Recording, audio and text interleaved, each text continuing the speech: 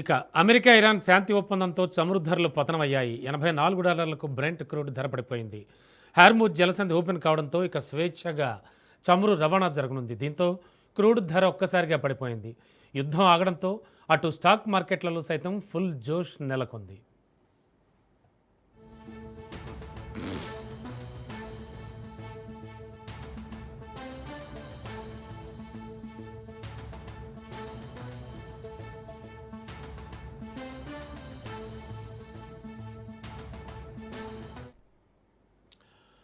దేశీయ స్టాక్ మార్కెట్లు భారీ లాభాలతో ప్రారంభమయ్యాయి. అంతర్జాతీయంగా అమెరికా ఇరాన్ మధ్య చారిత్రక శాంతి ఒప్పందం కుదరడంతో గ్లోబల్ మార్కెట్లతో పాటు మన మార్కెట్లలో కూడా ఆ జోష్ కనిపిస్తోంది.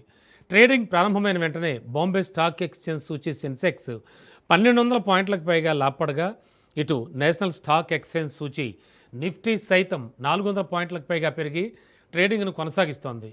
గత కొన్ని నెలలుగా పశ్చిమాసియాలో సాగుతోన్న యుద్ధ వాతావరణానికి తెరదించుతూ అమెరికా ఇరాన్ దేశాలు శాంతి ఒప్పందాన్ని ప్రకటించాయి. దీంతో అంతర్జాతీయంగా క్రూడ్ ఆయిల్ సరఫరాకు అత్యంత కీలకమైన స్ట్రైట్ ఆఫ్ హార్మూజ్ జలసంధిపై ఉన్న ఆంక్షలు తొలగిపోవడంతో చమురు ధరలు భారీగా పతనమయ్యాయి.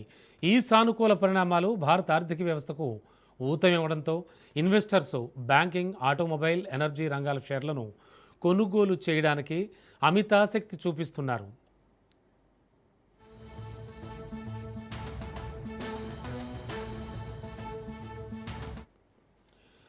ఓవరాల్గా శాంతి ఒప్పందం కుదిరింది. గత కొద్ది రోజులుగా జరుగుతున్నటువంటి యుద్ధ వాతావరణానికి తెర పడిందని చెప్పచ్చు.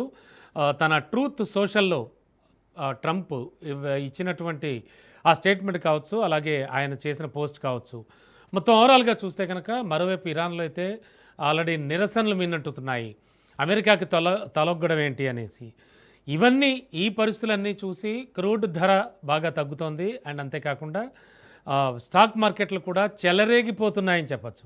ఇక ఇదే అంశానికి సంబంధించి మరింత అదనపు సమాచారం అందించడానికి మా కరెస్పాండెంట్ సునీల్ సిద్ధంగా ఉన్నారు.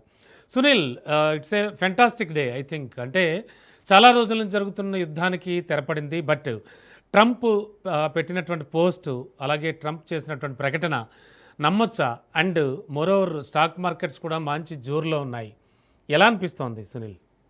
ఎస్ రమణ, మీరు అన్నట్టు ఖచ్చితంగా ఇదొక మంచి వార్త అనే చెప్పాలి. ఎందుకంటే ప్రపంచంలో ఉన్నటువంటి అన్ని దేశాల ప్రజలు కూడా ఎంతగానో ఎదురు చూస్తారు. ఎందుకంటే ఇరాన్, ఇజ్రాయెల్, అమెరికా మధ్య నెలకొన్నటువంటి యుద్ధ ప్రకంపనలు ఎప్పుడెప్పుడు చల్లారుతాయి, ఎప్పుడెప్పుడు శాంతి చర్చలు సఫలమవుతాయంటూ కూడా అన్ని దేశాల ప్రతినిధులు కూడా ఎంతగానో ఆసక్తిగా ఎదురు చూస్తున్న పరిస్థితి కనబడుతుంది.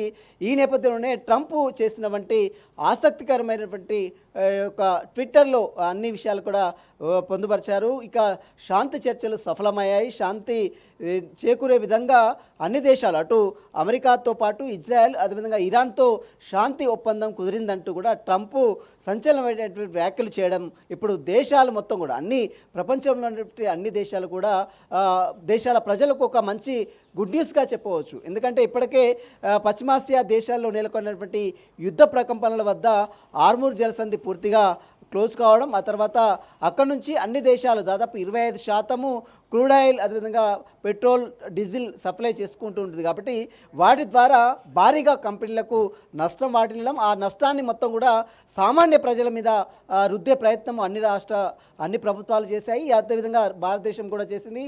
ఆ తర్వాత అన్ని రాష్ట్రాలు అన్ని సంబంధించినటువంటి ప్రభుత్వాలు చేసిన నేపథ్యంలో భారీగా చమురు ధరలు పెరిగాయి. మనం చూసాం ఇటీవల కాలంలోనే దాదాపు 4 సార్లు పెట్రోల్, డీజిల్ ధరలు పెరిగాయి. కానీ ఇప్పుడు ఒక్కసారిగా శాంతి చర్చలు సఫలం కావడంతో అటు ఇరాన్, ఇజ్రాయెల్, అమెరికాకు శాంతి చర్చలు సఫలం కావడం, శాంతి ఒప్పందం కుదరడంతో ఒక్కసారిగా క్రూడ్ ఆయిల్, అదేవిధంగా పెట్రోల్, డీజిల్ ధరలు భారీగా తగ్గుముఖం పట్టాయి.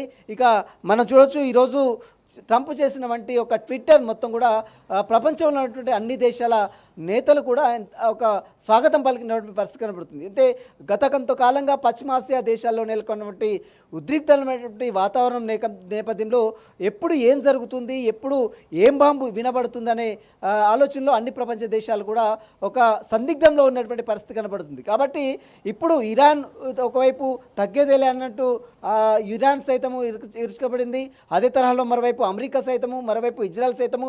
కానీ ఇప్పుడు ఉన్నట్టుండి 3 దేశాలు కూడా ఒక్కసారిగా వెనక్కి తగ్గాయి. అంటే అసలు ఏం జరిగింది? మూడు దేశాలు కూడా చాలా గట్టిగా ఉన్నటువంటి దేశాలు. అటు అమెరికా కావచ్చు, మరోవైపు ఇరాన్ కావచ్చు. ఇరాన్ అసలు అమెరికా యుద్ధం స్టార్ట్ చేసిందే అణు ఆయుధాలు ఇరాన్ దగ్గర ఉన్నాయి, అణుక్షిపణులు ఉన్నాయి, వాటిని ధ్వంసం చేయాలనేటువంటి ఆలోచనలతో ఈ యుద్ధం మొత్తం స్టార్ట్ చేసింది. కానీ ఇప్పుడు హార్ముజ్ జలసంధిని తాము కైవసం చేసుకున్నాము, హార్ముజ్ జలసంధి ఇక్కడ నుంచి ఓపెన్ అవుతాయి, ఎక్కడ కూడా పన్నులు విధించడానికి వీల్లేదు. మొత్తం కూడా ఇప్పుడు ఇరాన్ ఒకవైపు వెనక్కి తగ్గిందనే చెప్పాలి. ఈ అమెరికా విషయానికి వస్తే మాత్రం ఇరాన్ మాత్రం కొంత బ్యాక్ స్టెప్ తీసుకుంది. అదే తరహాలో అమెరికా కూడా ఇరాన్ వైపు విరుచుకపడింది. ఎట్టి పరిస్థితుల్లో ఇరాన్ని అంతమొందిస్తామని ట్రంప్ అనేక సార్లు సోషల్ మీడియా వేదిక ద్వారా అనేక ప్రకటనలు కూడా చేశారు. కానీ ఇప్పుడు అమెరికా కూడా వెనక్కి తగ్గింది. మరోవైపు ఇజ్రాయెల్ అమెరికా అస్తం చూసుకొని ఇజ్రాయెల్ కూడా తెగ ముందుకు వెళ్ళినటువంటి పరిస్థితి. కానీ ఇప్పుడు ఇజ్రాయెల్ కూడా బ్యాక్ స్టెప్ తీసుకుంది. అంటే ఇక్కడ 3 దేశాలు, అటు అమెరికా కావచ్చు, ఇజ్రాయెల్ కావచ్చు, ఇరాన్ కావచ్చు, 3 దేశాలు కూడా వెనక్కి తగ్గాయి. అంటే ఎవరు కూడా దీంట్లో విజయం సాధించలేదు. వీరు శాంతి ఒప్పందం కుదుర్చుకున్నారు తప్ప ఎవరు కూడా పై చేయి సాధించలేదు అనేది మనకు ఇక్కడ ఉన్నటువంటి చాలా స్పష్టంగా అర్థమవుతుంది.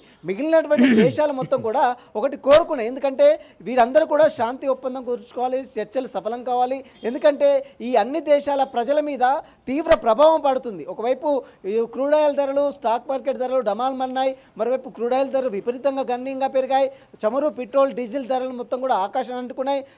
సామాన్య ప్రజలు తీవ్ర ఇబ్బందులు పడుతున్నటువంటి నేపథ్యంలో ఇప్పుడు ఈ 3 దేశాల ప్రజలు ఎవరు గెలిచారా, ఎవరు ఓడిపోయారా పక్కన పెడితే, మరోవైపు వీరు శాంతి ఒప్పందం కురుచుకోవడం పట్ల దేశంలో ఉన్నట్టు ప్రపంచంలో ఉన్నటువంటి అన్ని దేశాలు కూడా హర్షం వ్యక్తం చేస్తున్నటువంటి పరిస్థితి మాత్రం కనబడుతుంది. మొత్తం మీద ఈ యుద్ధంలో ఎవరు కూడా పై చేయి సాధించలేదనేది మనకు ఒకటి చాలా స్పష్టంగా అర్థమైంది.